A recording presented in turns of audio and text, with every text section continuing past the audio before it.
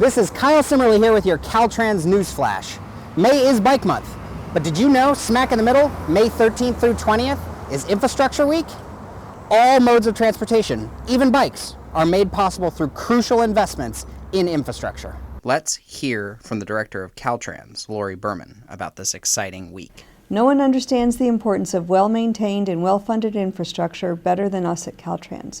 Thanks to $5 billion each year in SB1 funding, we are improving lives and livelihoods everywhere in California.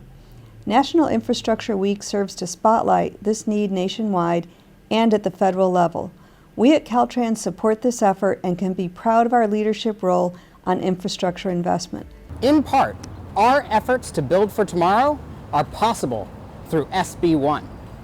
SB1 is a landmark transportation investment to rebuild California by fixing our neighborhood streets, freeways, and bridges in communities across the state, while also targeting funds toward transit and congested trade and commute corridor improvements. In short, we're giving Californians more options to move around their communities and state. For example, take the Transit and Intercity Rail Capital Program. All told, the TIRCP, or the Transit Intercity Rail Capital Program, has invested over $5 billion in 57 projects to date. The 2018 State Rail Plan sets a vision, a very ambitious vision, to make more than an 11-fold increase in passenger rail ridership across the state. So we're tying all of those investments together and putting them into a comprehensive vision of an interconnected statewide network where passengers will be able to get on more trains more frequently throughout the day to take them where they need to go.